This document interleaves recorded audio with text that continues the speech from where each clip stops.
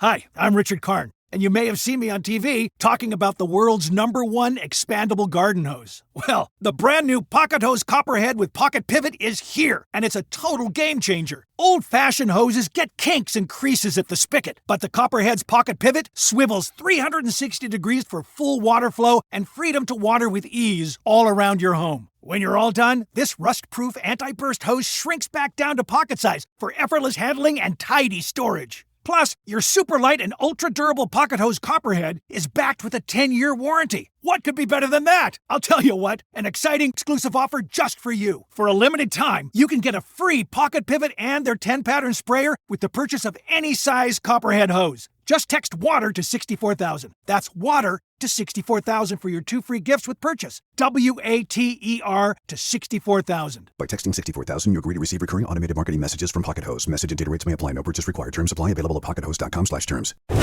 Breaking down every game, every day in Major League Baseball. This is the Baseball Betting Show. Here is your host, Greg Peterson. Hey, warmer from the low. Welcome to lovely Las Vegas for the Baseball Betting Show with myself, Greg Peterson, now part of the VSiN Family Podcast.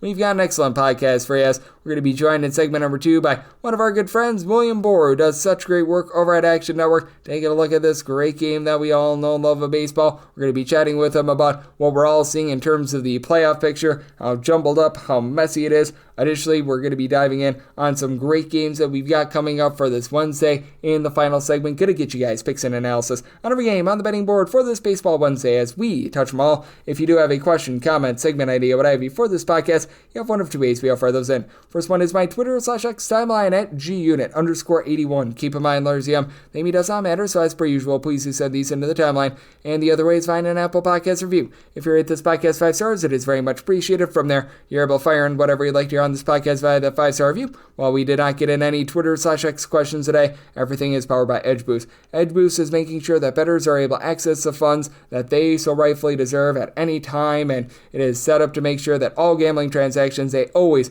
are put through. When you go to edgeboost.bet, utilize that promo code of Greg, G-R-E-G. That'll get you a dollar-for-dollar match on your first deposit up to $25. Now let's take a look back at everything that we saw in baseball on Tuesday. Try to find some trends and try to get to know these teams a little bit better. Games from yesterday is Greg buzzing about. Here is the rowdy recap. Now, I did have to do this before the show cashing out on VSiN, the Sports Betting Network, so we're going to need to polish up the West Coast games that we saw on Tuesday because that show runs from pretty much 11 to 2 a.m. Eastern Time, and as of right now, like Rockies versus Astros, Dodgers, White Sox, Giants, D-backs, and the Royals versus Mariners were just juries out there, but we know what happened out there in the country of Canada. 12-5, the Blue Jays get the job done against the New York Yankees. For Max Fried, just the second time all season that he's allowed more than 3 earned runs at a start, 4 runs allowed in 6 innings. He did allow a pair of home runs. As going deep for Toronto, you had George Springer get his 12th home run in the campaign and Andres Gimenez his 5th, and then Springer would go deep off of Luke Weaver in grand fashion, his 13th home run in the campaign. For Weaver, who's been a really good reliever for this team, 3 runs, 2 of which were earned, giving up that grand slam as he inherited some runners from Mark Leiter Jr., who gave up 2 runs in a third of an inning. Yeah, Jeff Hartlieb give you a inning of work, and he gave up 3 runs. And JT Brubaker out of the bullpen scoreless, but rough for them. And for the Yankees, they go 2 of 17 with men in scoring position. As for the Blue Jays, Kevin Gausman wasn't great. 4 walks, 2 runs allowed in 5 innings, but more than good enough to get the win. Justin Brule gives up 2 runs, 1 of which was earned in a third of an inning. Braden Fisher, pair of outside the bullpen scoreless. Chad Green, Nick Sandlin, both on his scoreless inning. And Uriel Rodriguez, he gave up a run in an inning to be able to polish that one off. The Miami Marlins polish off a 2-0 win over the Minnesota Twins. I have to feel for Joe Ryan here. He goes 7 innings, he gives up 1 run to give up a solo home run to Kyle Sauers, 14th home run of the campaign. From there, Louis Varland gives up a run in an inning, but Edward Cabrera was just flat out better. 7 scoreless innings, 2 hits allowed for the Fish, and then Anthony Bender and Ronnie Enriquez come in for scoreless 8th and 9th innings. The Pittsburgh Pirates get the job done once again as they win their 5th straight game. They take down the St. Louis Cardinals by a whopping score of 1-0. As Paul Skeens didn't even necessarily go deep in this game. He does let in 5 scoreless innings, but from there, the bullpen rock solid. Caleb Ferguson, 2 scoreless innings. Isaac Madsen, David Benar, they do not poop the Benar. They both give you a scoreless inning. And Andre 3000 Palante, really good start that was wasted. 1 hit allowed in 7 scoreless innings. Phil Matone from there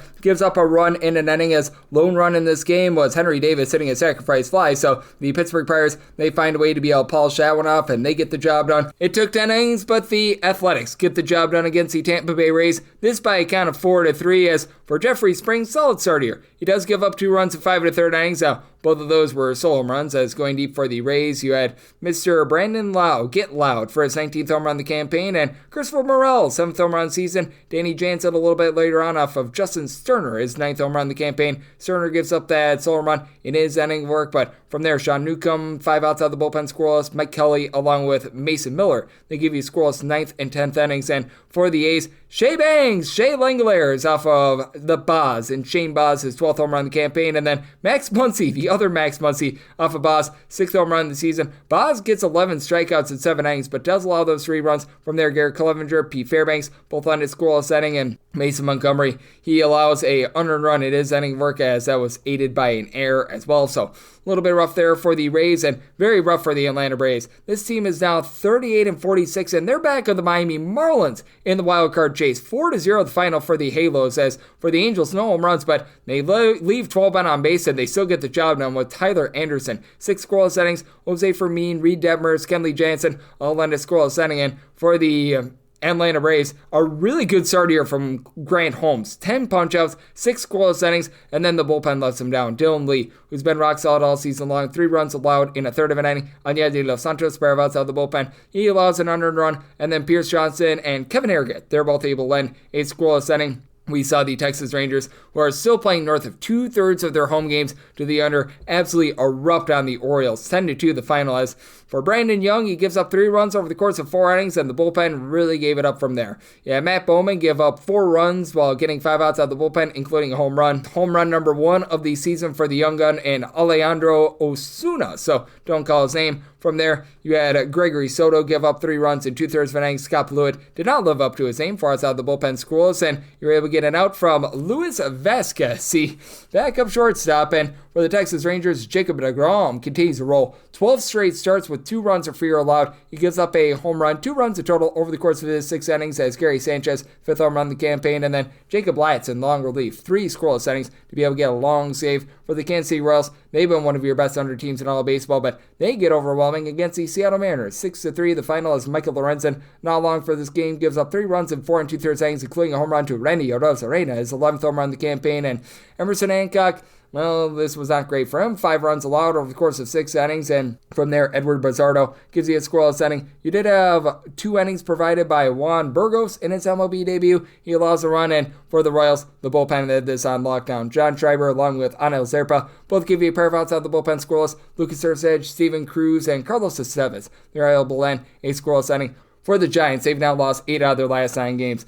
Less than savory here, 8-2. They fall to the Arizona Diamondbacks. Braden Birdsong gives up 4 runs, 3 of which were earned. Give it up in his 4 innings of work, as he was taken deep in this one for home run number 2 of the campaign for Jake McCarthy. And then you had Randall Grichuk get his 4th home run of the campaign. James McCann, his 1st home run of the campaign. And then Lourdes Gurriel, home run number 12 of the season, as all 3 of those bombs come off of Carson Seymour. Seymour, well, he was seeing more home runs given up by him. 3 innings, gives up 4 runs, 2 of which were earned, including those 3 bombs. Joey Lucchesi from there, a scoreless inning. And Willie Adames does go deep off of Zach Gallen, his 10th home run of the campaign. Gallen, though, dialed in 2 runs, 1 of which was earned, give it up in 7 innings with 10 strikeouts. And Anthony DeSclafani, the former San Francisco Giant, he's able to end 2 scoreless innings as well. For the Astros, they got up 6-1 in this game against the Colorado Rockies, but Rockies managed to cover the run line. 6-5 the final, as for the Rockies, not what Chase Dollander was hoping for. Gives up 6 runs in 2 2/3 innings, but bullpen from there, 6 1/3 innings scoreless. Jimmy Erget, he gives you 7 outs out of the bullpen scoreless.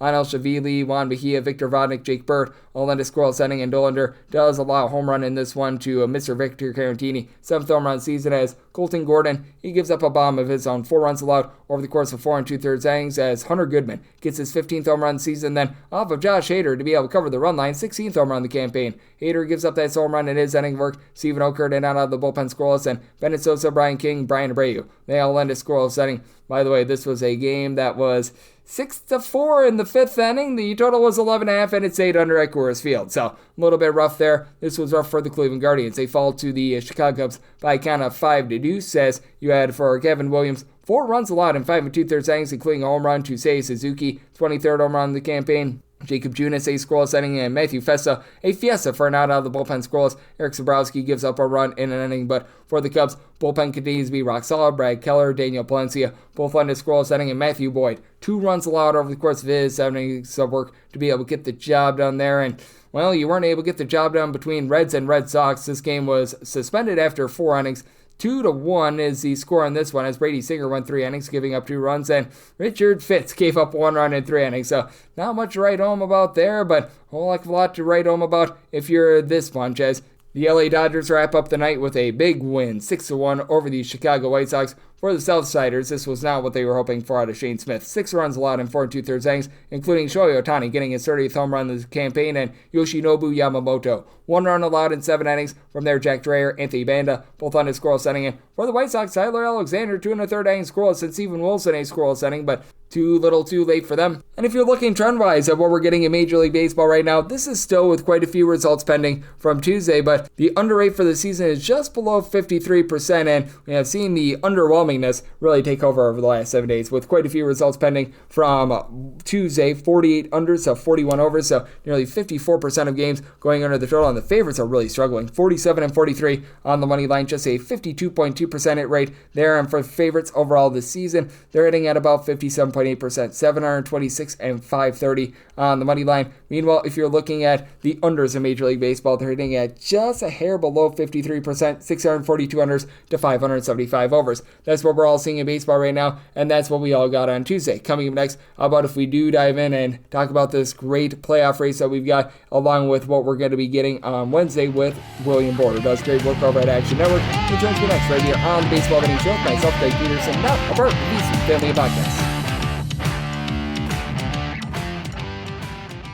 Hi, I'm Richard Karn, and you may have seen me on TV talking about the world's #1 expandable garden hose. Well, the brand new Pocket Hose Copperhead with Pocket Pivot is here, and it's a total game changer. Old-fashioned hoses get kinks and creases at the spigot, but the Copperhead's Pocket Pivot swivels 360 degrees for full water flow and freedom to water with ease all around your home. When you're all done, this rust-proof anti-burst hose shrinks back down to pocket size for effortless handling and tidy storage. Plus, your super light and ultra-durable Pocket Hose Copperhead is backed with a 10-year warranty. What could be better than that? I'll tell you what, an exciting exclusive offer just for you. For a limited time, you can get a free Pocket Pivot and their 10-pattern sprayer with the purchase of any size Copperhead hose. Just text WATER to 64,000. That's WATER to 64,000 for your 2 free gifts with purchase. WATER to 64,000. By texting 64,000, you agree to receive recurring automated marketing messages from Pocket Hose. Message and data rates may apply. No purchase required. Terms apply. Available at pockethose.com/terms. Breaking down every game, every day in Major League Baseball. This is the Baseball Betting Show. Here is your host, Greg Peterson. We're back here in lovely Las Vegas for the Baseball Betting Show with myself, Greg Peterson, now part of the VSiN Family Podcast. Always great to be joined by this man, as we've got William Boor aboard. He does a tremendous job over at Action Network, taking a look at this great game of baseball. Additionally, he does such an excellent job of just taking a look at a little bit of everything. Football season is going to be here before we know it. I know over at Action Network, they are getting set for it. Additionally, I know that he is doing an incredible job with regards to all that we've got here in the summer months. We were talking off air a few weeks ago about things like darts, hot dog eating, you name it, they do it over there at Action Network. And for William, you're able to follow him on Twitter/X at the letter W, and then his last name Boor, Boor. And William, great to get you aboard. Thank you. Yeah, of course, Greg. Always happy to hop on, talk with you. Darts, we had a 12-1 outright winner that got to the finals but lost. So that's, you mentioned football, Hall of Fame game on the 31st. So we have football this month, which is actually exciting. But until then, we've got baseball. So let's dig in. Yeah, let's call it what it is. If we're gearing up for the Hall of Fame game, let's take a look at games that are going to be counting a little bit more. And when it comes to this great game of baseball, just how have you been taking a look at the last few weeks? Because it just feels like with a lot of these playoff races, they're very wide open. And I do think that it's a little bit of a blank slate as to what we're going to be getting in terms of those wild cards in really both leagues. Yeah, so the things that I've noticed is the Dodgers have started to pull away in the NL West. I think we kind of all thought that was a matter of time. There's still obviously question marks about their pitching staff, but they do have a 7.5 game lead now. So that's starting to kind of go the way we expected it. But the rest of the divisions, like I'm looking at the AL East, I don't understand how the Rays are only a game and a half back. Like, how do they keep getting away with this? The Tigers, I get, they're good. They're pulling away in the Central. But a lot of these teams are close. And then when you take out the divisions and you just start looking at the wild card. The trade deadline's at the end of this month, and I'm not necessarily sure who's buyers, who's sellers, besides like 3 or 4 teams. Like there's so many teams that are within 5 games of a spot. Just the whole league is a giant cluster, and it's confusing, but it's also exciting because like if you're a fan base of like 25 teams, you can talk yourself into hey, we're making the playoffs this year. Yep, unfortunately, the White Sox and the Colorado Rockies, not going to be happening for you. The Athletics as well, sorry, but I am past those few teams. Yes, absolutely. It does feel like it's very wide open. And how do you take a look at some of those, like, more fringe teams? Because, especially out there in the American League, teams like the Texas Rangers, the Kansas City Royals, the Cleveland Guardians, it feels like the big thing that they're missing right now is offense, even though they've got really good pitching. I think that it's whichever of these teams is able to go out there, land a bat or two, might be able to put themselves in good position to perhaps get that final wild card spot. Agreed. The trade deadline is going to be massive. I feel like it is every year, and maybe I'm just too much of a prisoner of the moment right now.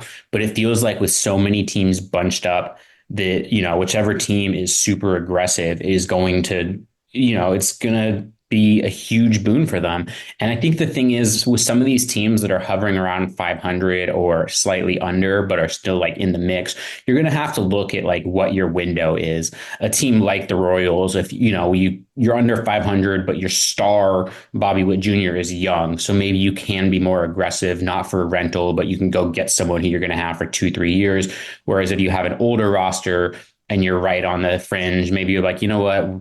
Let's just start the rebuild a little early, even though we are only 2 games out, because maybe we'd get in the playoffs, but we're not a realistic contender. I think it's going to be really interesting to see which teams take those paths, because while everyone is within 3 or 5 games of the playoff spot, we know some teams are going to say, we know where we're at, but we're not actually that good. And I mean, they might be right, but it is going to be interesting to see which teams are close but decide to sell anyway. Yep, and I think that this team is so interesting as well as William Boor does such great work over at Action Network. Joining me right here on the Baseball Betting Show. What do we make out of the Angels, who I just still remember in the last year of Shohei Ohtani, even though they were right around 500, they decided to buy at the trade deadline. Obviously, it did not work out with the likes of Lucas Giolito and company, but we have seen this team be one that, even though they might not be quite in the playoffs, they've been willing to buy. Do you think that they could be a team that actually picks up someone at the deadline that we're not thinking of? I wouldn't be shocked. You got Mike Trout, who I think you owe a lot to.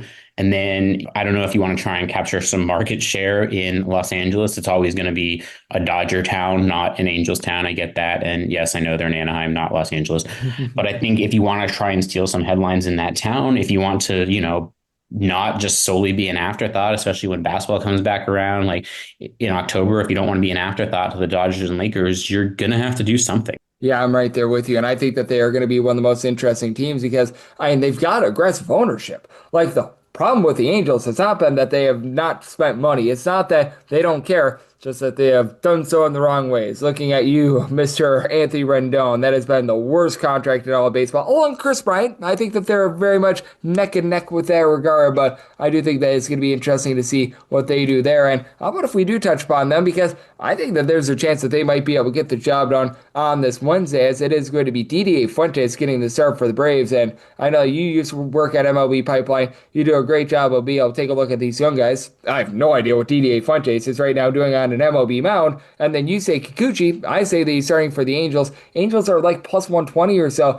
How do you take a look at this game with a guy in Fuentes that I have no idea what he's doing currently up at the big league level for the Braves? Yeah, you've got to like the Angels in this spot especially at plus money. Fuentes just hasn't been good. I'm not going to say he's never going to be good, but I wouldn't back him. He only made one AAA start. He's 20 years old. It just makes no sense. Yeah, exactly. Like there's no reason to back him right now. There's no reason for him to be starting whatever. And I feel like kind of all season, and I was late to adjust to this too, is there's a lot of Braves being priced as who we think they should be and not who they actually are. And I think that's getting factored in here, especially with this game being Atlanta. And look, the Braves are a 500 team. I know they're 7 games, 8 games under, depending on how tonight goes, like when we record this. But like That factors in the 0-8 start. So if you swap that out, they're right at 500. That's the same record as the Angels. So you got two 500 teams going at it, and you've got Yusei Kikuchi with a sub-3 ERA versus a guy who's made one AAA start and has an ERA over 10. Yeah, I'm right there with you. And for Yusei Kikuchi, I would like to see him tone down on the walks a little bit, but he's been able to do a rock-solid job on that front, so in total agreement on that front. And then we have to take a look at the Miz. Jacob Mizorowski, first three starts for the Brewers has been tremendous. 2 runs allowed. He's getting north of 9 strikeouts per 9 innings. Going against Guy and Blade Tidwell, who, well, he wasn't really great at the minor league level. He's not been great at the major league level, and the Brewers are right around about a minus 130 or so favorite. And I know that maybe the Mizorowski hype is going a little bit too far with him being the by far favorite to win NL Rookie of the Year, but also I'm so far down on Tidwell that I think it's very much warranted in this spot. The hype's fine. We don't have to worry about that. We just need to get through as far as this is concerned. And he has been absolutely electric. You're right. If you don't trust, I don't know, if you don't trust the Brewers bullpen or whatever, like I would definitely look first 5 here if you want, because I'm definitely want to back Mizorowski. The other thing too is just like, what's happened to the Mets over the past 2 weeks? They're not that far out of it. I think they're only like 2-3 games back in the NL East. So in theory, they're still fine. But the Mets that we saw of the first 2 months of the season are not the Mets that we saw in June.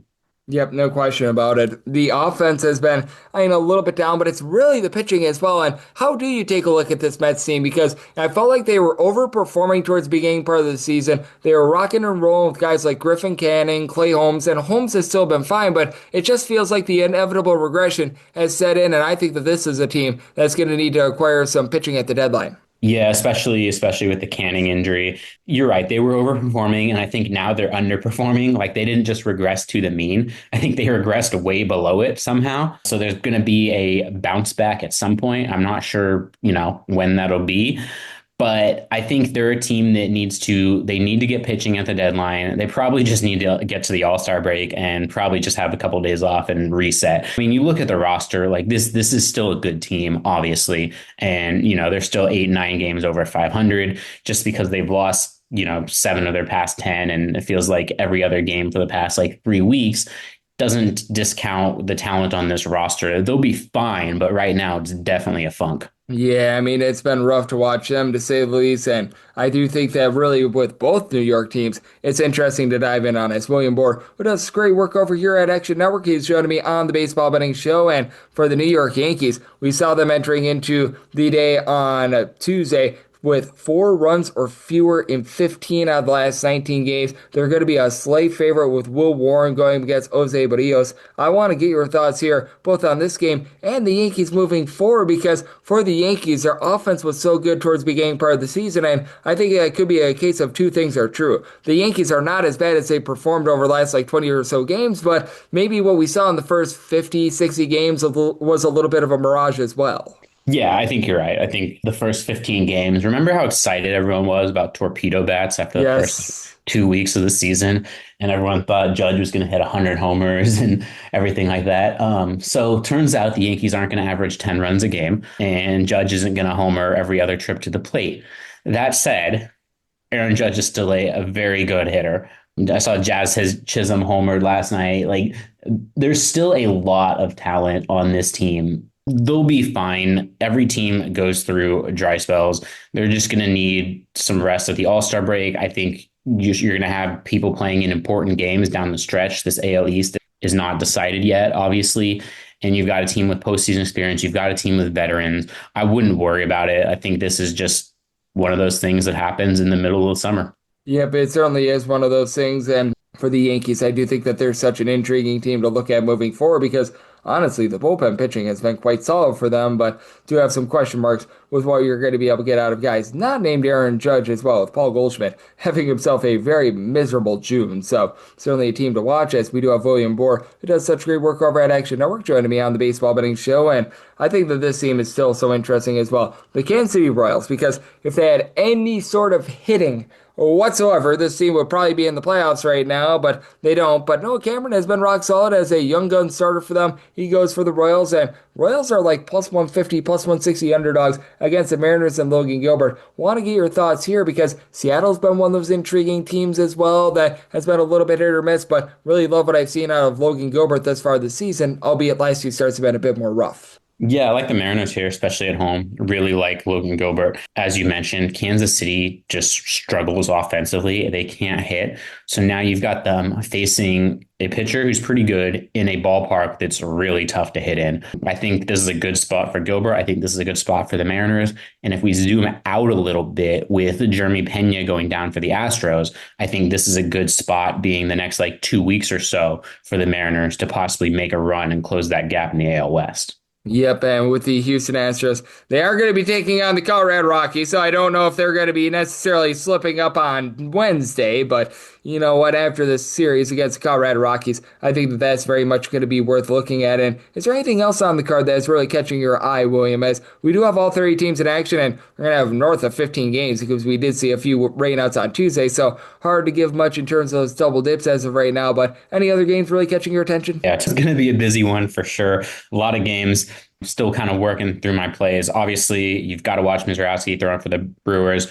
There's probably not a ton of value in Dodgers White Sox, but Kershaw approaching 3,000 strikeouts. I think it's always cool to just watch people hit milestones. So I'm definitely going to tune into that, at least for as many innings as it is to see him do that. And then otherwise, kind of just going to be bouncing around. So many games on the Wednesday slate. It's wild. Not even sure what to do with all that. And then I'm going to Diamondbacks Giants on Thursday, so that'll be fun as well.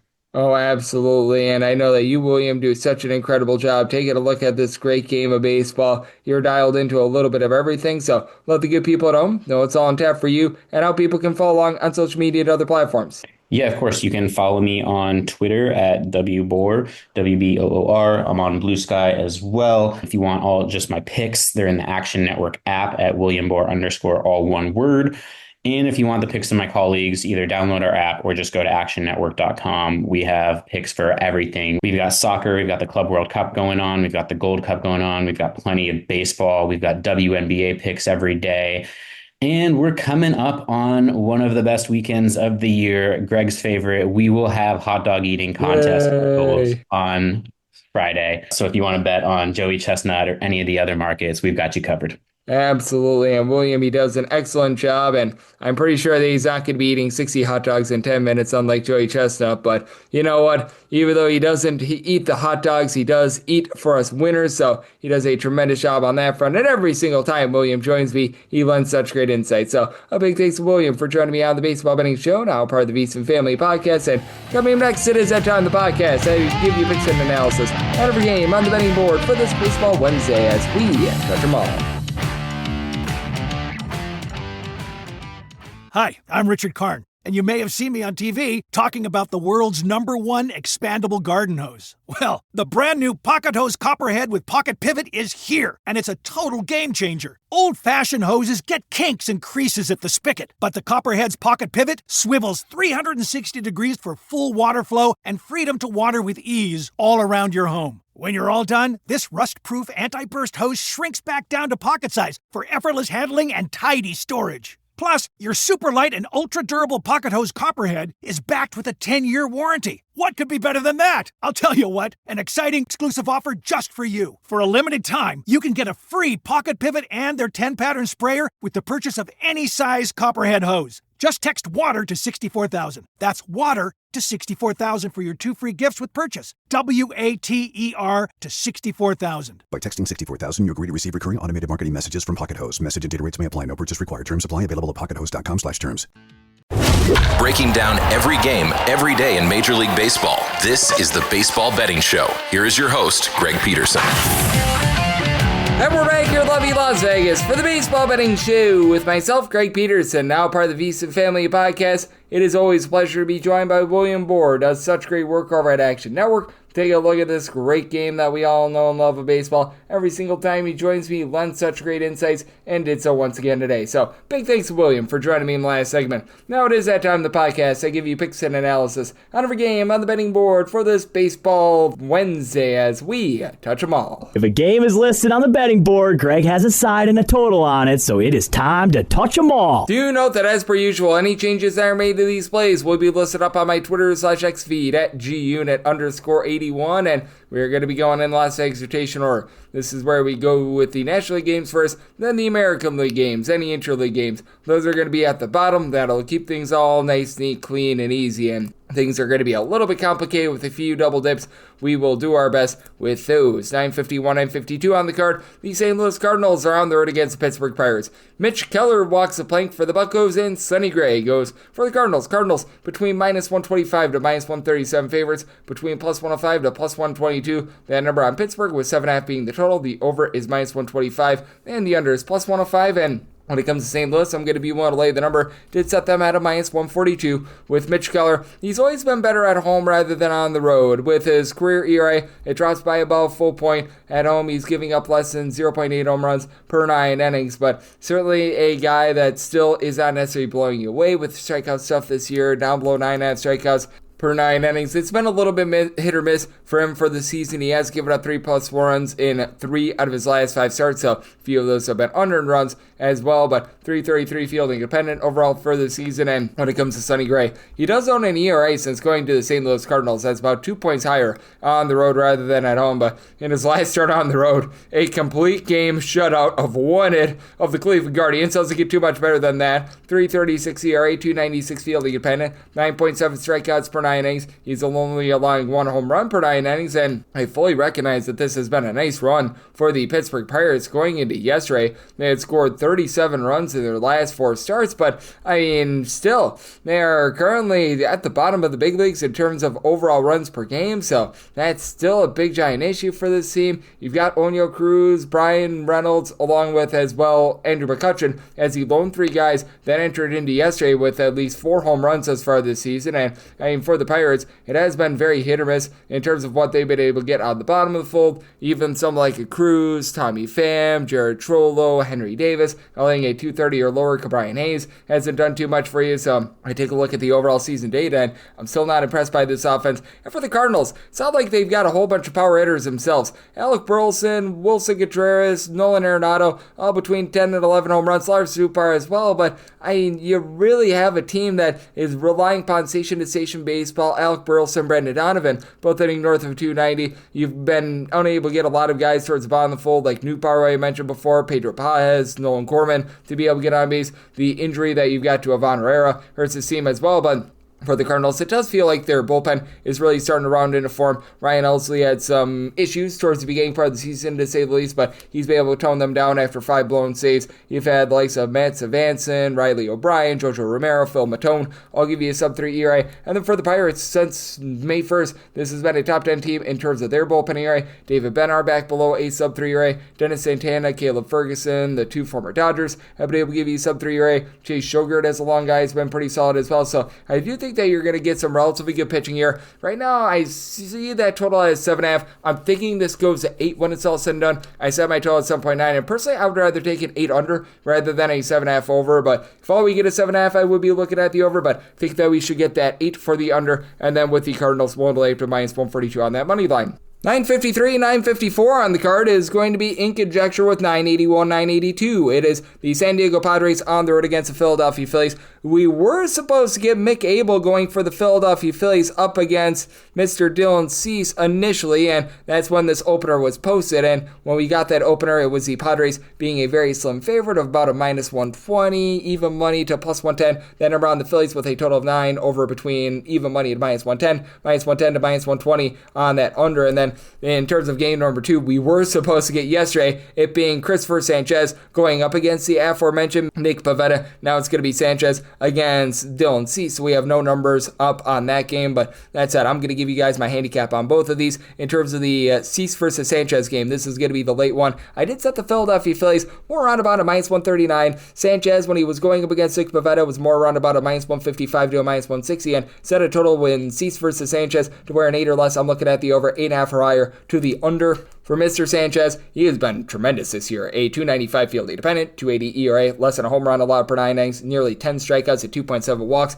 per 9. It's actually been a little bit worse when he has been at home rather than on the road, unlike a season ago, but he has been lethal in both spots. And for Dylan Cease, it's just been a very disappointing season. From 4.53 ERA, there should be positivity due in for him. He has given up 3.5 walks per 9 innings, but he's also getting right around about 11.5 punch-outs per 9, 323 field independent, so it's not like he's experiencing some sort of a velocity dip or anything like that, and he is backed up by a bullpen that does rank in the top 10 in the big leagues in terms of ERA. It's been rough for Robert Suarez. He has blown 3 saves in the past 2 or so weeks, but still have a guy like an Audrey Motohone, David Morgan. These are 2 long guys, give you a sub 325 ERA. Jason Adam continues to be one of the better relievers they're going to find in all of baseball, and the Phillies just don't supply that, as you've got a Ryan Kirkering who's been able to give you a sub 3 ERA. He's pretty much the only guy in the bullpen that's giving you a sub 350 ERA. Tanner Banks, Matt Strom, Taijuan Walker, these guys simply have not been able to get the job done. But for the Padres, it's a relatively pedestrian offense that's averaging fewer than 4 runs per game away from home. Three of guys, Gavin Sheets, Manny Machado, Fernando Tatis Jr., who have been able to give you between 13 and 15 home runs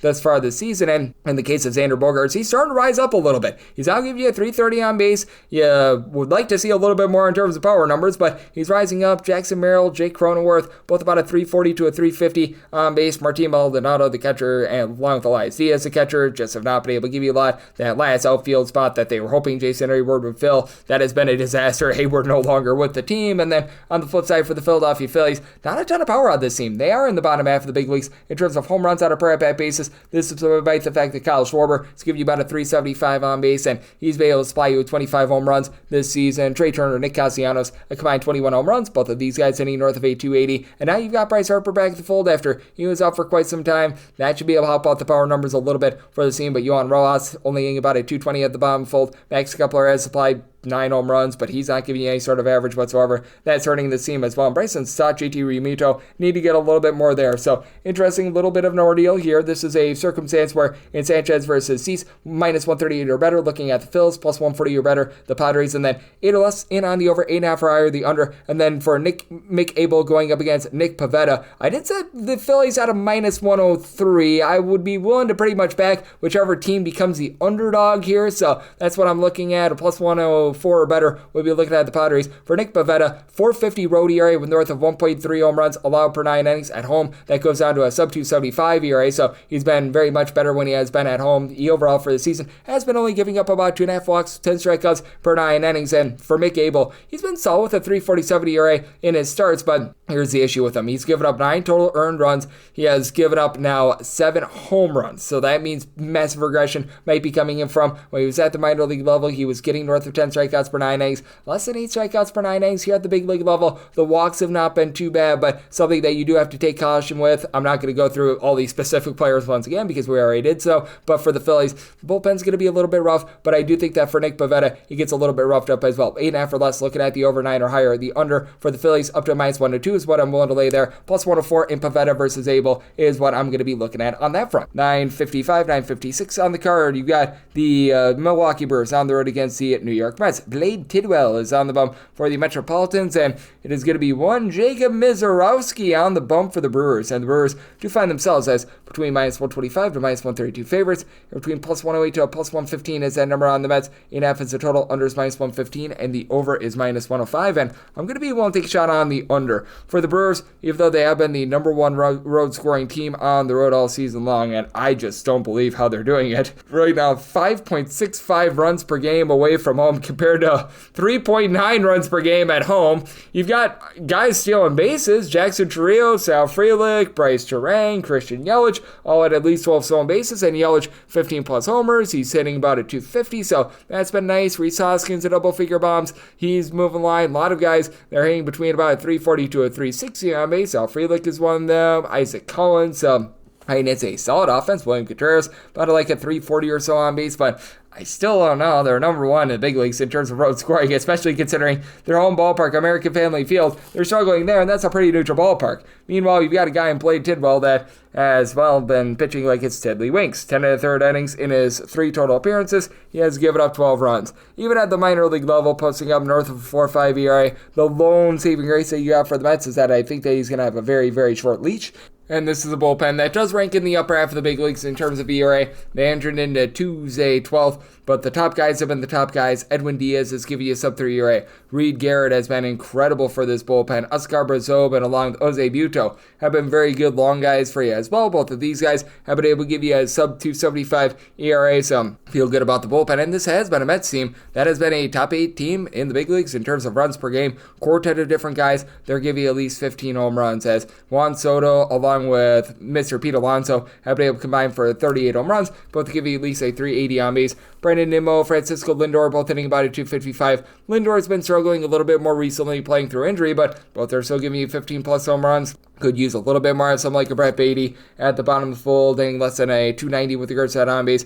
Obviously, Luan Acuna not giving you any sort of power whatsoever, but you know what? It's a pretty solid lineup, but I do think that the Mizorowski is just dominant. 19 strikeouts at 16 innings. He has allowed 2 runs in his first 3 starts. Maybe the length is not necessarily amazing, and the bullpen of the Brewers is in the bottom half of the big leagues in terms of ERA, but now you're getting Aaron Ashby back. You've been able to get good production out of Abner Uribe. Trevor McGill have been able to give you a sub-3 ERA. Nick Mears has been solid as well. Do think that the Brewers go out there, get to Tidwell, and get the job done. Think that this is a low-scoring game. I think Mizorowski delivers another gem. I like the under, semi-total at 7.8, and with the Brewers, I'm going to lay up to a minus 136 on that money line. Now, if this sounds like an insert, it is, because we now have 985, 986 on the card, and also with that game between the Brewers and the Mets, Blade Tidwell might not be getting the start, so he might be in a bulk role, something like that, so probably won't change it too much, especially if he has an opener come in for him, but that is something that came out after the rain out on Tuesday. But that said, we are going to be getting a bonus game between these two. It looks like it's going to be Freddie Peralta against Clay Holmes like we were supposed to get on Tuesday, and if you do indeed get Mr. Holmes going against Freddie Peralta, I'd be willing to lay the money line once again if we do get the Mets and Brewers in a relatively similar spot to what we were finding yesterday. I did set the Mets at a minus 138, so I'd be willing to lay up to a minus 137 on that money line, and I did set my total to where an 8 or less. I'll be taking a look at the over, an 8.5 or higher to the under for Clay Holmes overall for the season. 8 strikeouts per 9 innings, and he's still supplying a sub-3 ERA, so he's been solid. I do think that Freddie Peralta might be doing for a little bit of regression, but his strikeout numbers have been starting to rebound over the last few starts, and after it felt like he was getting a little bit lucky towards the beginning part of the season, things have regressed a little bit. 3 runs or more allowed in 3 out of his last 5 starts, but he's also gotten at least 6 strikeouts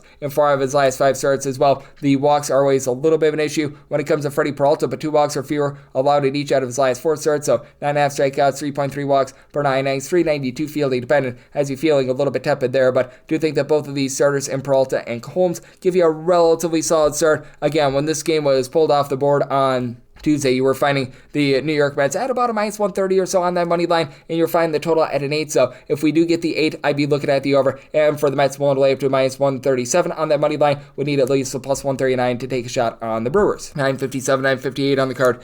The San Francisco Giants are on the road against the Arizona Diamondbacks, as it is Mr. Landon Roop going for the Giants, and Merrill Kelly goes for the Diamondbacks. Diamondbacks are anywhere between minus 120 to minus 137 favorites, plus 110 to plus 117 is that number on San Francisco. 8.5 is the total. Over is minus 115, and the under is minus 105. And for Arizona, I did set them as a money line favorite of a minus 125, and if you're taking a look at laying a run F with the Arizona Diamondbacks, now this is a initial FanDuel opener, so this one is probably going to be quite a bit off, but that said, right now we're finding that at a plus 146, and I personally would need more like a plus 155 or so, and I do think that when it's all said and done, might be able to get that minus 125 with the Arizona Diamondbacks. A lot of the, shall we say, 20-cent straddles are having this at a minus 130, so we should be able to get a minus 125, and with Merrill Kelly, he just has always been at his best at home. He's got a full point lower on his ERA for his career at home rather than on the road, generates more than a strikeout more per 9 innings at home rather than on the road, and just for overall of this season, home and road, Merrill Kelly has been a rock-solid pitcher. 349 ERA, 333 fielding dependent,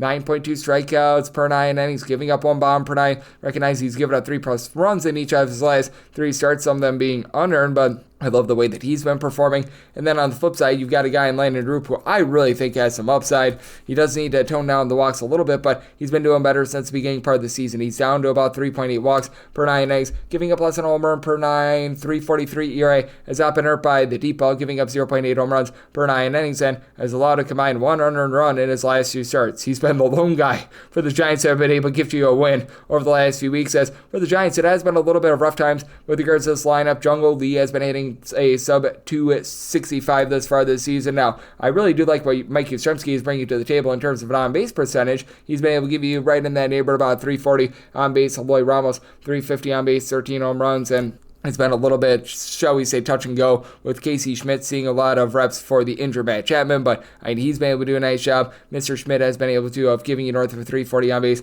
himself. William Adames just needs to pick it up. 210 average, 9 home runs. You didn't pay for that, but for the Giants, number 1 team in the big leagues in terms of bullpen ERA. So many guys give you a sub 275 ERA. Eric Miller, Camilo Duvall, Tyler Rogers, Randy Rodriguez. These guys are all rock solid. Spencer Bivens is able to give you multiple innings. Not a strikeout guy, but he's able to give you a sub 330 ERA, so I do like what he's able to bring to the table. And for the Diamondbacks, the team is 28th in the big leagues in terms of their bullpen ERA. Jalen Beeks has been able to give you some good innings along Shelby Miller. Both of these guys, a sub 350 ERA. But then you get into the likes of Juan Murillo. They're kicking the tires on Taylor Scott, along with Anthony DeSclafani, Ryan Thompson, Justin Martinez. All these guys give you north of 385 ERA. That does make it a little bit rough, but I do think that you're going to be able to get a really good start out of Merrill Kelly. I did as results on my total at 8.3, so I like the under end with the Diamondbacks. Would be willing to go up to a minus 125 on that money line.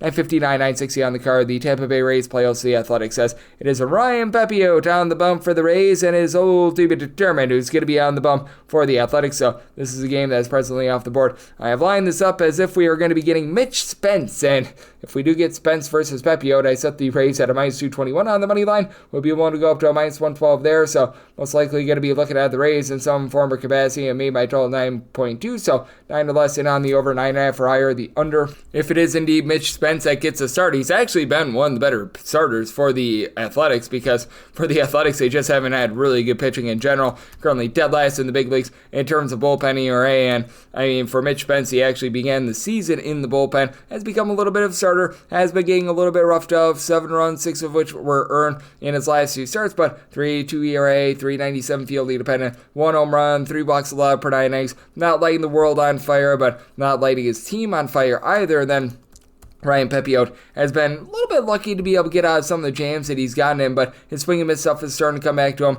up to about 8.5 strikeouts per 9 innings. Has given up 1.3 home runs per 9 innings, 3.36 ERA, closer to a 4.09 field independent. But with this Tampa Bay Rays team, they have been really good in terms of their offense. A top 7 team in terms of runs per game. You've got Junior Caminero, Brandon Lau, both giving you 18 plus home runs, and Yandy Diaz, over the last 35 days, has been as hot as lava, hitting above a 350. He's now up to a double-figure amount of homers. This team is one of the best base-stealing teams in all baseball as well. Jared Calabrio, Chandler Simpson, between the two of them, have 51 stolen bases. You've been able to get a little bit of production out of Jake Magnum, who's been able to hit above a 300. He's got a double-figure amount of stolen bases. Now the bottom fold, likes of Taylor Walls, Cameron Misner, the entirety of the catcher spot. These are guys hitting at 220 or lower, but still, with the Tampa Bay Rays, even though the overall season numbers indicate that this is a league average bullpen, you have the top guys being really good for the team. Kevin Kelly, Eric Gorze, Pete Fairbanks, Garrett Clevenger, Manuel Rodriguez, all being able to supply a sub 315 ERA. And then again for the Athletics,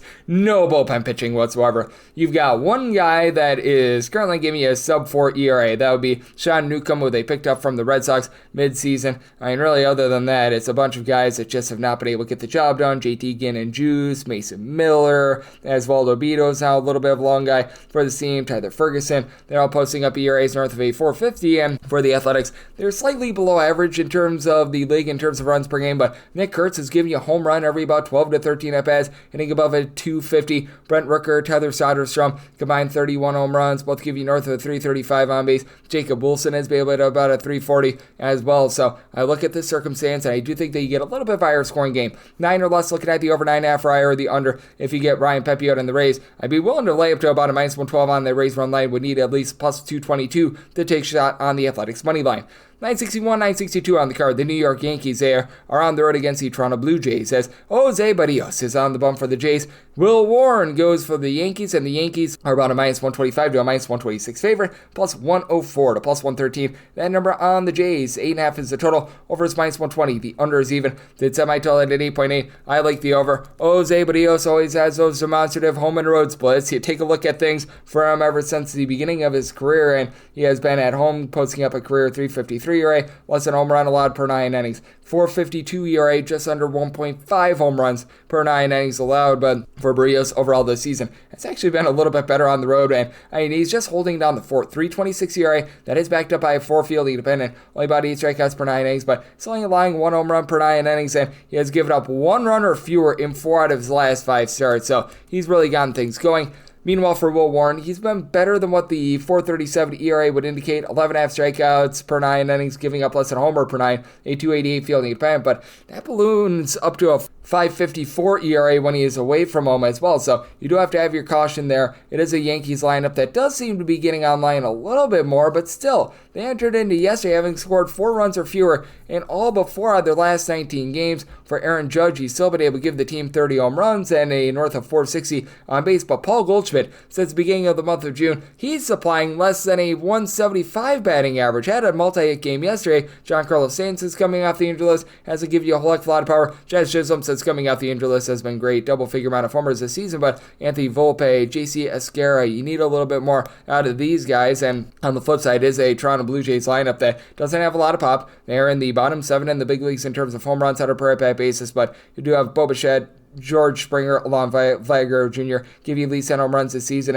And for Springer, up to a 360 on base. Vlad Guerrero Jr., 380 on base. Even Davis Schneider has been able to give you north of a 350 on base. Don't call his name Alejandro Kirk is sitting at 300 on Ernie Clement. So even though you don't have a lot of power, you've got guys moving the line for this team. For the Blue Jays, they are in the upper half of the big leagues in terms of their bullpen ERA as well. The short guys have not necessarily been great. Jeff Hoffman and company have been a little bit of a flame out, but you've been able to have Brandon Little, Braden Fisher, both be able to give you a sub 220 ERA. Uriel Rodriguez, a sub 3 ERA as well. And then for the Yankees, getting back Luke Weaver is big. Sub 2 ERA for a Yankees bullpen that has been in the top 8 in the big leagues in terms of their ERA. They've been able to do a nice job of mixing and matching. You've got the likes of Fernando Cruz, Tim Hill, Yuri De Los Santos. I'll give you a sub 3 ERA. So I do think that it's going to be a case where things might be a little bit more muted there, but Will Warren just continues to make mistake after mistake. I do think that the Yankees offense gets a little bit more online. Did semi-tell it at 8.8, so I like the over, but it's not the Blue Jays at a -113. I do like them on the money line. 963, 964 on the card. It is the Baltimore Orioles on the road facing off against the Walker Texas Rangers.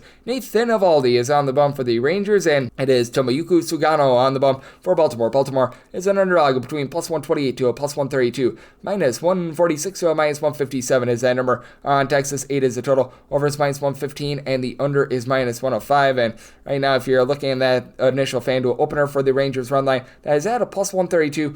Plus 130 or better, I would be willing to take a shot on that run line, so I would be willing to nibble here for Nathan Eovaldi. Rough start coming off the injury list, and we have seen this from Eovaldi in the past, where he gets off to a really nice start to the season, goes on the injury list, and is just not the same pitcher. As a matter of fact, gave up 3 runs in 3 innings against Seattle, but I think facing off against this Orioles lineup is actually going to do him some good. Entering into the series, this Orioles lineup was in the bottom 6 in the big leagues in terms of runs per game away from home. They put up that nice 10 spot on Monday, but again, fueled by extra innings. They had 3 runs in regulation, and then things just completely explode. You now have quite a few guys give between 10 and 12 home runs. Ramon Laureano, Jackson Holliday, Gunnar Henderson, Cedric Mullins, along with Ryan O'Hearn. So I mean, a lot of guys that have gotten to 10 home runs. Nobody above 12, though. And Mullins is hitting just a 215. You have had a lot of guys like Heston Kierstead, who they sent down to the minor league level, now move line. They've now got Colin Cowser along Jordan Westburg back, but neither of these guys have done too much. Adley Rutschman is currently on the injury list, so I mean, it's been a very hit or miss lineup, and this has been a bullpen that has been a big giant miss.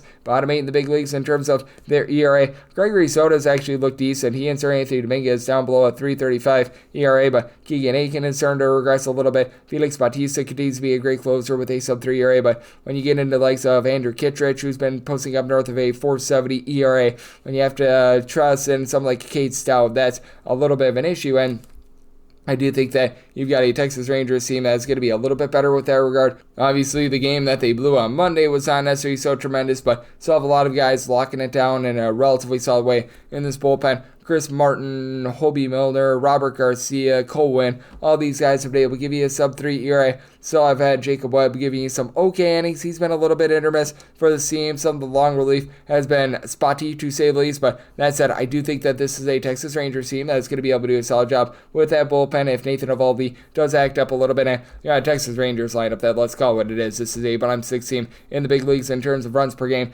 Texas has just been playing very pitcher-friendly. In general, Wyatt Langford has been able to give 13 home runs, but he's only getting about a 235, and just have a lot of guys that are not moving the line for the team. Jake Berger, Adolis Garcia, Marcus Semien, only at 237 or lower, all providing 10 home runs or fewer. Corey Seager has looked a little bit better over the last few days, but he's giving you about a 340 on base with 10 home runs. You just expect a little bit more there. Evan Carter has been solid since coming out the injury list, 370 on base, so that's a little bit encouraging, and they should be able to get to a guy in Sagano who he does a nice job of not allowing the walks. He's only giving up less than 1.8 walks per 9 innings, but strikeout stuff is just not there with him, and you could even see that when he was over in Japan last season. 5.3 strikeouts per 9 innings. He is allowing 1.7 home runs per 9 innings. So while he's got a 4.06 ERA, fielding independent is north of a 5.1 as he has now given up 3+ runs in each of his last 4 starts. So I do think that the Rangers get to him, but I do think that this is going to be a little bit of a lower scoring game. I do think that Eovaldi goes out there, holds it down, semi-total at 7.7. So I do like the 8 under, and I do like the Rangers on the run line.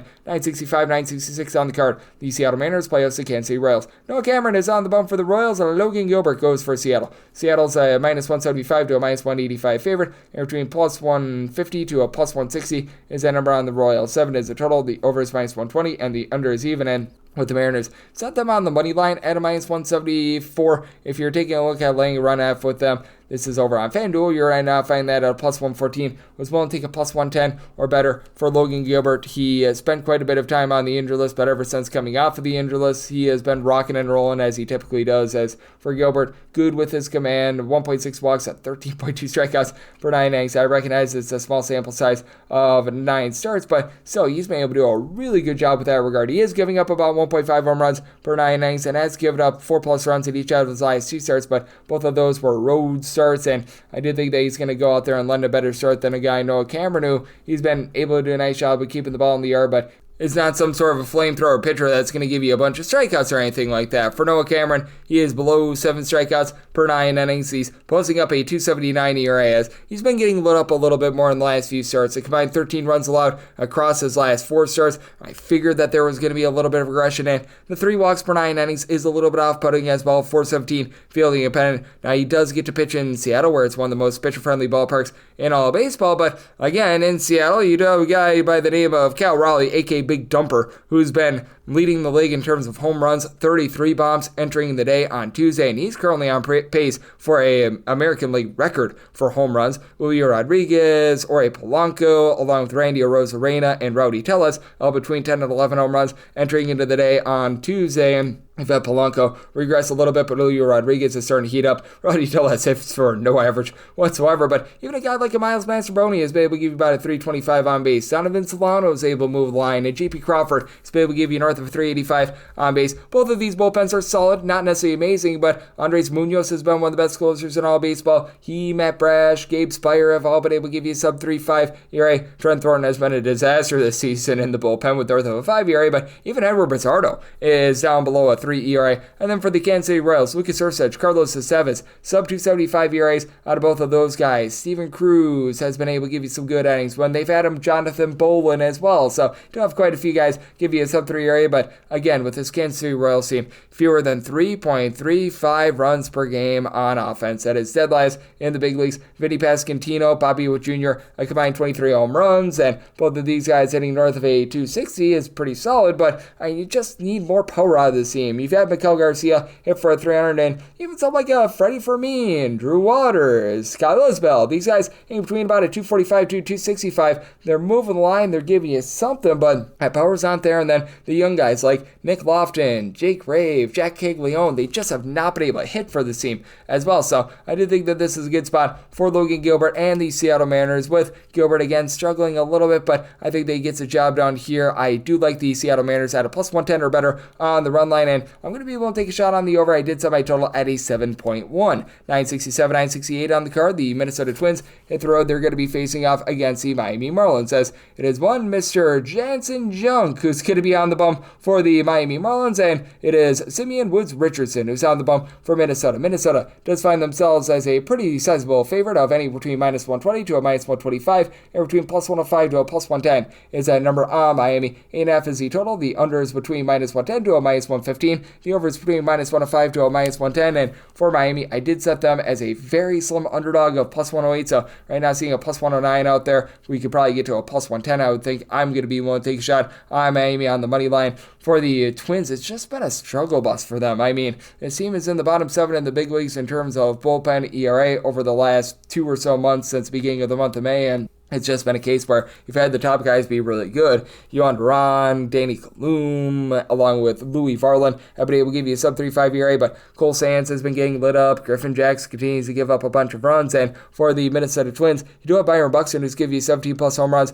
over the 350 on base, but Trevor Larnach is really the lone other guy that gives you a double-figure amount of homers, 12 bombs. He's been able to hit for about a 260 or so, and Cody Clemens does give you 9 home runs, but he's hitting less than a 225. Willie Castro moves the line at about a 360 on base. Carlos Correa has been a little bit better for this team, but I mean, it's been very, very difficult for this Minnesota Twins team to really have anything stable in general. They've been a pedestrian offense, a team that's just not gotten good starting pitching, as Simeon Woods Richardson rocking a 4.63 ERA is not ideal. 4.32 fielding independent, about 8 strikeouts per 9 innings, but he's given up 3.5 walks and 1.2 homers per 9 innings as well. Coming off of a pair of relatively solid starts against the Astros and the Seattle Mariners. 2 out of his last 3 starts was able to hold it scoreless, but it's also given up at least 4 runs in 3 out of his last 5 as well. So you've had either really, really good Simeon Woods Richardson or really, really bad Simeon Woods Richardson. And for Jansen Junk, I do think that there might be a little bit of, shall we say, strife with him. He does give up 5+ runs in 2 out of his last 4 starts, but 3.73 ERA. He doesn't give out any walks. He's won 31 and a third innings. He has allowed 1 home run and 2 walks, so he's not hurting himself. Not a flamethrower, 7.5 strikeouts per 9 innings, but I mean, he's holding down the fort for a Marlins team that does support him with a bottom 10 team with regards to bullpen ERA, but like Picard's down below a 3.75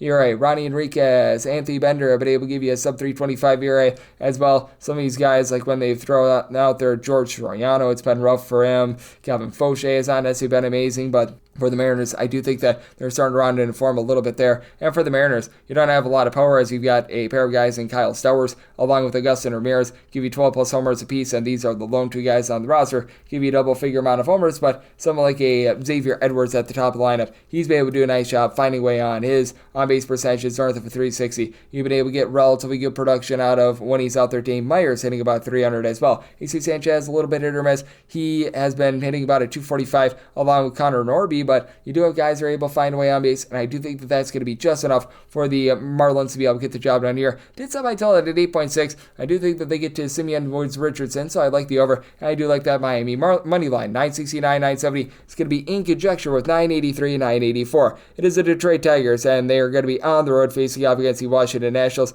For game number 1, it is old to be determined for the Detroit Tigers, so it looks like Tyler Holton is going to be an opener for what should be most likely a bullpen game, going up against Trevor Williams of the Washington Nationals. And then in game number 2, it is undecided going up against Mackenzie Gore. So we've got a big giant whatchamadoo here. Jack Flaherty was supposed to pitch in one of these games. I'm thinking that he's probably going to be going up against Mackenzie Gore. And if you do indeed get Gore against Jack Flaherty, I said Jack Flaherty as a minus 107 favorite will be willing to lay up to a minus 106 there, plus 108 or higher looking at the Nationals, and set a total of an 8.2, so 8 or less going to be looking at the over, 8.5 or higher. The under with Mackenzie Gore, it has been very much up, down, all around in terms of what you've been able to get there, but for Mackenzie Gore, he's been able to do a really good job with his strikeout numbers, north of 12 strikeouts per 9 innings. He has been leading the National League in terms of strikeouts per 9 innings, and it's not like he's given up the deep ball or anything like that. 2.7 walks, 1 home run allowed per 9 innings, 3.9 ERA, 293 fielding dependent, has given up 2 runs or fewer in 4 of his last 5 starts. And for Flaherty, things have just gone down the toilet, but because of the way that he gives up hard contact. Like Jack Flaherty has been very good in terms of getting swings and misses, being able to hold it down there with 10.7 strikeouts per 9 innings, 1.7 home runs, 3.7 walks per 9 innings. though. So he's got a 4.53 field independent and a 4.80 ERA. Comes in bad form, having given up a combined now 18 runs over the course of his last 3 starts. Looked a little bit better in his last start against the Athletics, but certainly that's been difficult. And for the Detroit Tigers, this is a team that's actually league average with regards to their bullpen ERA. I will say I believe that they're a much better bullpen than that. The top guys have been very good for this team. Will Vest, along with Brent Herter, who you could see him throwing quite a few innings in game number 1 as a precursor there. Chase Lee, these guys have been able to give you a sub-3 ERA. Brendan Hennefy has been a little bit rough, but overall they've been able to do a solid job there, and it's more than what you could say for the Washington Nationals. Right now, for the Washington Nationals, dead last in the National League in terms of bullpen ERA. I've had a few guys be able to step up for this team. Brad Lord, Andrew Chafin, Kyle Finnegan have all been able to give you a sub-3.45 ERA, but when you get into these just really bad guys like Zach Brzezinski, Jackson Rutledge, Jose Ferrer, all posting up north of 5.25 ERA, that's where things get difficult. And for the Washington Nationals, you've actually been able to have quite a bit of boom for this team with James Wood providing good wood, 22 home runs. He's giving you north of a 3.80 on base.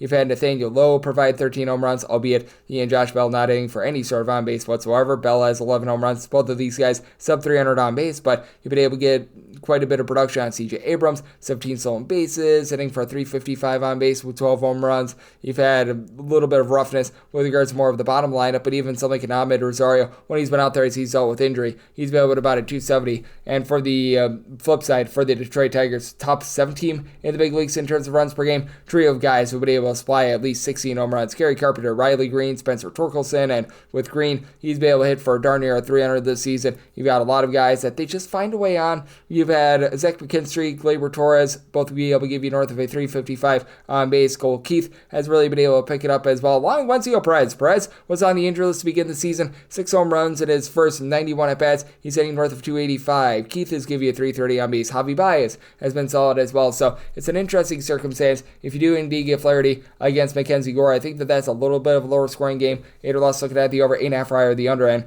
for the Tigers would be setting them on the money line at a minus 106 plus 180 or higher, looking at the Washington Nationals. And then in that game 2 of Tyler Holton against Trevor Williams, I would be looking at a 9 or less to the over, 9.5 or higher to the under. Again, I think that Brant Herter might be a starter for a Tigers team that's been about league average with regards to their bullpen ERA, and I should say Herter more of a bulk guy for this Detroit Tigers team. And I mean, could you see Kidier Montero perhaps, but I think that he landed on the injury list, so I don't think that he's an option here. And then for Trevor Williams, it's been a rough season for him. I do think that he could be getting a bit better moving forward, as he's really not hurting himself in terms of giving up the deep ball or giving up a lot of walks.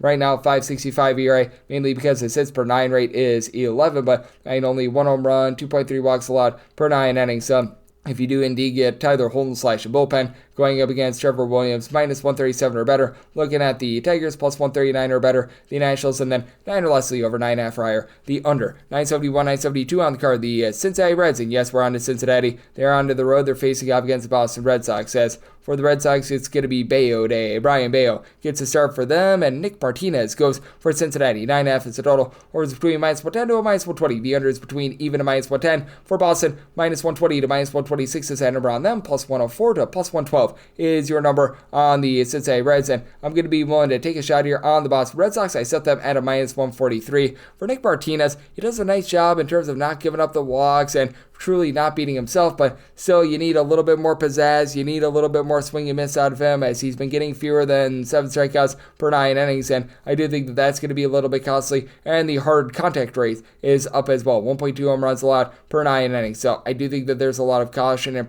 trepidation there. Meanwhile, on the flip side, you've got yourself a guy in Mr. Brian Bayo. He's been a little bit better recently. He's always a little bit more of a sinker ball guy, so he is going to be probably not giving you too many whiffs. He's only getting about 6.6 strikeouts per 9 innings, and the 4 walks per 9 is an issue, but he's also giving up less than a homer per 9. 3.41 ERA. That does come with a 4.42 field independent, but when it comes to this Boston Red Sox bullpen, top 12 team in the big leagues in terms of ERA, Garrett Whitlock has been acting up a little bit, but you've had Aroldis Chapman be an ageless wonder, sub 2.25 ERA. You've got something like a Justin Wilson, Greg Weiser, these guys being able to give you sub 3.5 ERA, and then on the flip side, you've got a Reds team that has been dealing with the injury to Graham Ashcraft, but I mean, this has been about a league average average bullpen all season long. Emilio Pagan has a solid ERA, but gives up too many home runs for my liking. Tony Santillan, Taylor Rogers, these guys have been solid. They've been able to give you sub 325 ERA. For the Cincinnati Reds, getting back Austin the Say's kid, very big. He's been able to give you north of 280 average this season, but it's all about Elly De La Cruz. Lone guy in the roster with 10 plus homers this season, and for De La Cruz, he's been able to give you north of 20 stolen bases, about a 350 on base. TJ Friedl, Gavin Lux, both north of 350 on base as well, so you've gotten some good production there, but the young guys like Rhys Hines, Christian Encarnacion Strand, you need to be getting a little bit more out of them, and I do think that for the Cincinnati Reds, even though they've been in the upper half of the big leagues in terms of runs per game, that's going to be slowing down a little bit for them. And for the Boston Red Sox, this is a unit that has been, shall we say, very up and down ever since they lose Rafael Devers. They have the two outbursts over the last 4 days where they put up 13 plus runs. Weiler Abreu has been wiling out with 16 home runs this season. You've had Trevor Story up to 12 home runs, but Story's giving you just a 280 on base. You've had Jaron Duran, Cedane Rafael, both hitting about a 250, and Abreu, he's in that neighborhood as well. And some of these mix and match guys like a Rami Gonzalez, Abraham Toro, Rob Refsnyder, these are guys that are hitting north of a 275, so you've gotten some good production there. I do think that for the Boston Red Sox, having these guys like Brendan Bernardino stepping up in the bullpen, going to be big, and I do think that they find a way to get the job down here. I did set the Red Sox at a minus 143. I like their money line, and did set my total at 9.7. Right now I'm seeing that total at a 9.5. I recognize it's been a little bit rough for the Red Sox. I do think that they get to Martinez and company, so like the over and that money line. 973, 974 on the card. The LA Angels hit the road. They're facing off against the Atlanta Braves.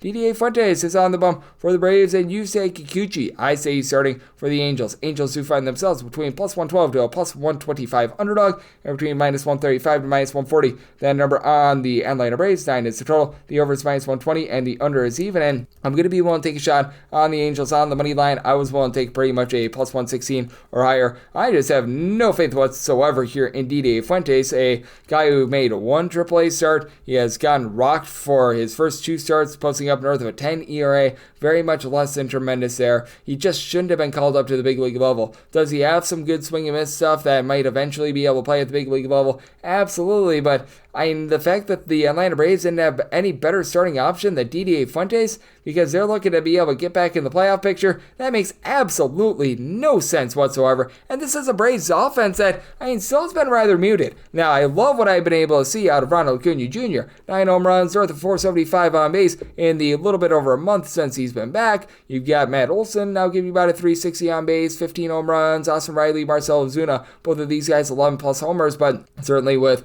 the likes of a Nick Allen and Alex Verdugo hitting about a 240, and then Michael Harris along with Ozzy Albies, both of these guys less than a 225 average, and for Michael Harris, 240 on base with 6 home runs, not cutting it. Brooks Baldwin at the catcher spot has been solid, and this is a Braves bullpen that ever since the beginning of the month of May has been a top 8 team with regards to bullpen ERA, even with having that just absolutely horrible game where they blew the 6-run lead against the Arizona Diamondbacks. But the Dodd father, Dylan Dodd, Austin Cox, who has seen only a few appearances thus far, Dylan Lee, these guys have been able to give you a sub-3 ERA. Aaron Bummer has been relatively solid in this bullpen, and that is the trepidation that you've got with the LA Angels. This team is in the bottom 4 in the big leagues with regards to their bullpen ERA. You have been able to get a little bit more out of Brock and Roll Burke. I believe that he's now down to a sub-4 ERA along with Hunter Strickland, so yay, verily there, but the likes of Kenley Jansen, Reed Detmers, who's been much better, by the way, Brian Zefrian, all posting up north of 4 ERA, need a bit more there. And for the Angels, this has been a very all-or-nothing team. This team is a top 3 team in terms of home runs on a per-at-bat basis,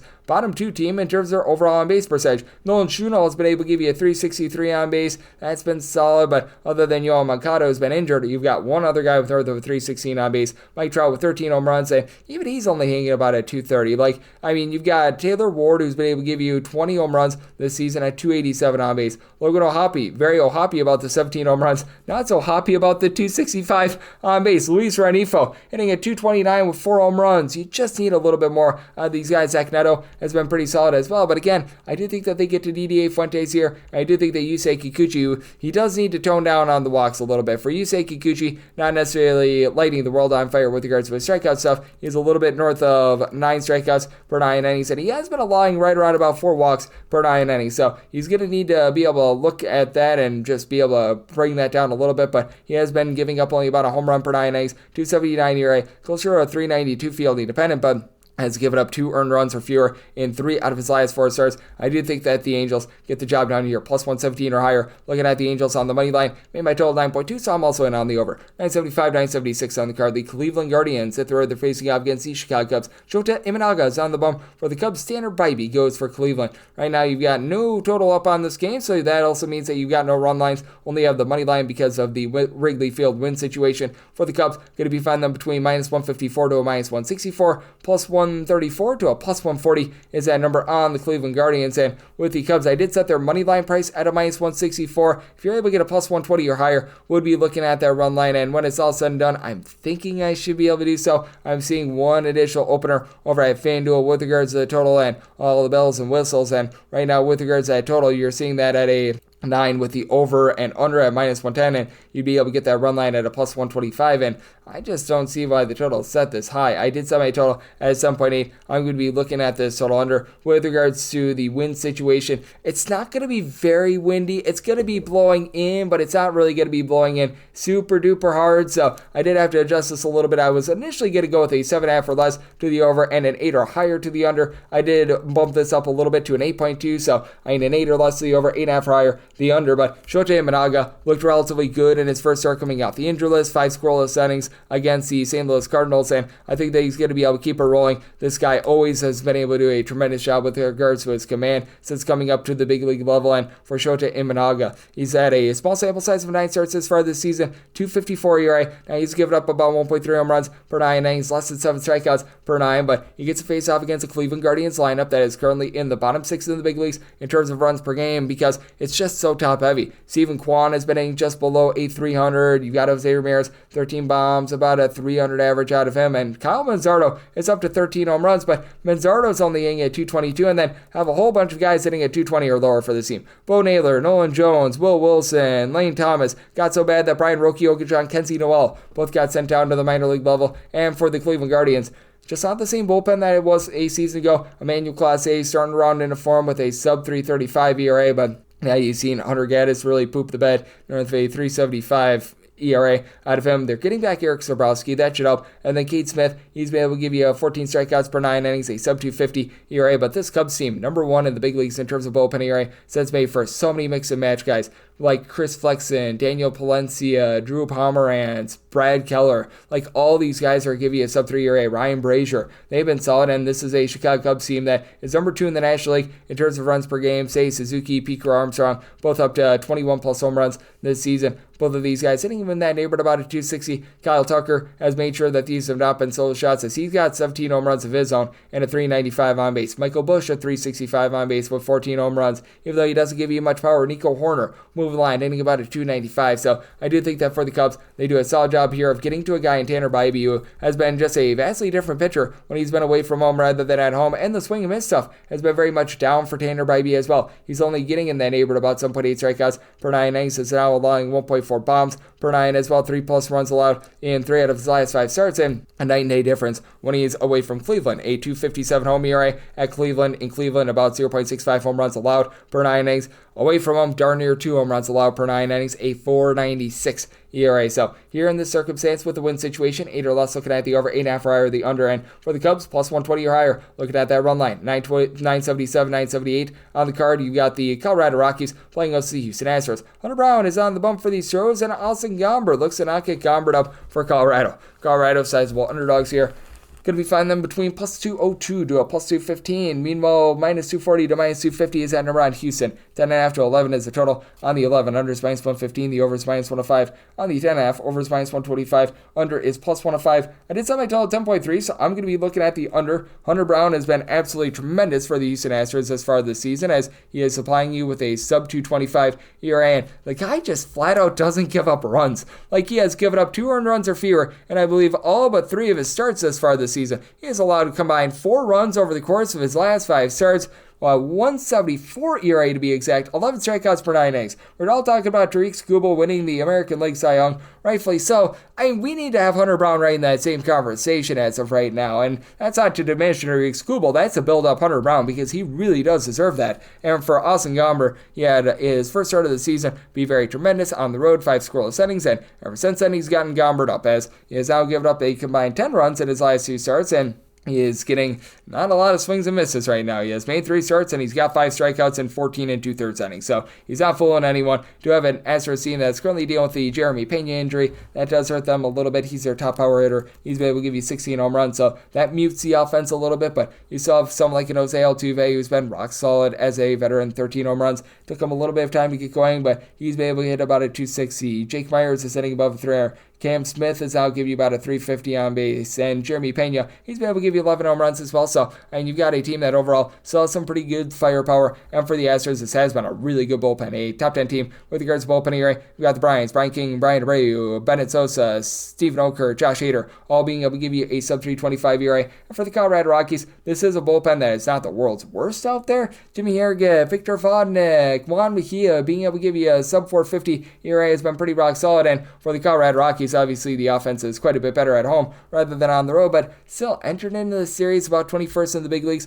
in terms of scoring at home with about 4.1 runs per contest. Hunter Goodman has 14 home runs, but honestly, he's actually hit most of those home runs on the road thus far this season. Ryan McMahon, he's been able to give you 8 home runs at a 388 on base at home. He hits below the middle line 200 away from home. Jordan Beck at home has been able to about a 300 as well. Tyler Freeman has been rock solid and moved the line about a 380 on base at home, so I do think that you're going to get a little bit of run scoring from the Rockies, but still, Hunter Brown has been as dominant as he is. I think they keeps it rolling. Set by total at 10.3, so I do like the under in this ordeal. And with the Astros, I set them at a minus 231 on the run line, seeing as though the money line is about minus 240, minus 250 in a lot of spots. Not seeing a lot of openers with regards to run line. I can tell you right now, I am going to be in on that run line of Houston, and we wrap things up with 979, 980 on the card. It is the Chicago White Sox on the road against the LA Dodgers, with Clayton Kershaw going for the Dodgers. Sean Burke goes for the Southsiders. 9 is the total. Over is minus 115. The under is minus 105. And with Kershaw and the Dodgers, minus $3, minus 320 is that number on them. Plus 245 to a plus 265 is that number on Los Angeles. And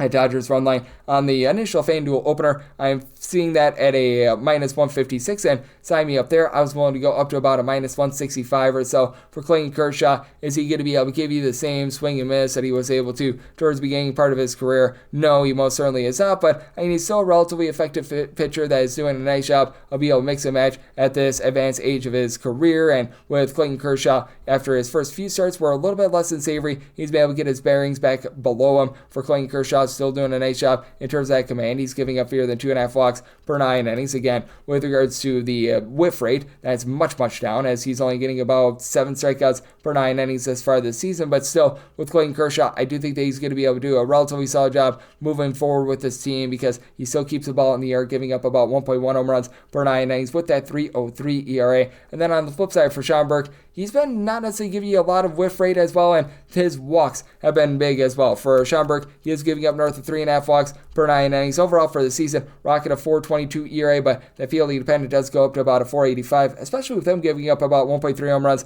per 9 innings. For Burke, he has given up 2 runs or fewer on 4 of his last 5 starts. Feels like it's a little bit smoke and mirrors, and with Mr. Sean Burke, it's been a case where he has really struggled on the road, whereas he's been much better at home, and that's been really this entire Chicago White Sox team. As for Mr. Burke, a 3.06 home ERA, a 5.82 ERA on the road, and on the road, he has been giving up right around about 1.5 home runs per 9 innings, and now he's face-off against the Death Star, that is the Los Angeles Dodgers. Dodgers number 1 in the big leagues with regards to runs per game. Shohei Ohtani just continues to be absolutely amazing, giving this team 28-plus home runs, north of a 380 on base. Max Muncy, over the last 45 days, has given you north of a 400 on base. He's now up to 13 home runs. Andy Paz, Teoscar Hernandez, a combined 30 home runs this season, with Paz hitting for about a 290. Teoscar Hernandez, not necessarily the world's greatest with regards to his on-base percentage, but Will Smith gets jiggy with it. 10 home runs, north of a 400 on base. This has been a pretty pedestrian bullpen for the Dodgers, right around about league average in terms of ERA, but Michael Kopech, in his first 8 appearances, has not allowed a run. Since he's come back, you've been able to get some good innings out of the likes of an Alex Vesia, Drac Dreyer. Both of these guys give you a sub-325 ERA, though. Kirby Yates, along Tanner Scott, was expecting just a little bit more out of those two guys. As for these two guys, they're posting up north of a 340 ERA, but when it comes to the Southsiders, you certainly have had a rough bullpen, to say the least, for this team. You've been able to get a little bit more out of Jordan Leisure. He's rocking about a 4 ERA, and Mike Vasil was a really good long guy for this team, and they might be putting him back in that role after he was flaming out a little bit as a starter. Dan Altavia, Steven Wilson, these two guys have actually given you a sub-225 ERA, but the likes of a Cam Bouger who's now banged up. These have just been some really rough pieces for them in general, and you're getting absolutely nothing out of this offense. For the White Sox, we've had Andrew Benintendi along with Miguel Vargas be able to supply you with 10 home runs thus far this season, and Chase Maryroth has been able to give you like a 260 batting average. Edgar Quiero at the catcher spot has been relatively okay, and Teal, the young catcher, has only seen like 50 at-bats. Has actually had a relatively okay sample size as well, but then you've got Josh Rojas, Joshua Palacios, Michael A. Taylor, along with Luis Robert, all hitting below a 225 for the team. Brooks Baldwin as well. And I mean, for Luis Robert, this guy is just completely lost in the sauce right now. So I do think that for the LA Dodgers, you're going to be able to get a really good start out of Clayton Kershaw. I do think that they get to Burke and the bullpen and they completely lock this thing down. So I'm going to be willing to take a shot here on the run line, even though it is a very chalky run line. And with regards to this total, did set mine at 8.7. I just don't know if the White Sox do their part with this total. So looking at the under and that Dodgers run line, and that'll wrap things up for the Wednesday edition of the Baseball Betting Show, now part of the VSiN family of podcasts. A big thanks to our good friend William Boor over at Action Network for joining me in the last segment. If you do like hearing from this fine podcast, Baseball Betting Show, you're able to subscribe wherever your podcasts, Apple Podcasts, Google Play, Spotify, Stitcher, and TuneIn. If you have a question, comment, segment idea, what have you for this podcast, you do have one of two ways we offer those in. First one is my Twitter/X timeline at gunit_81. Keep in mind, letters name does not matter, so as per usual, please do send these into the timeline, and the other way is via an Apple Podcast review. If you rate this podcast 5 stars, it is very much appreciated. From there, you're able to fire in whatever you'd like to hear on this podcast via that 5-star review, and I'm coming at you guys every single day throughout the baseball season on this podcast, so I'll be back with you once again tomorrow. Thank you.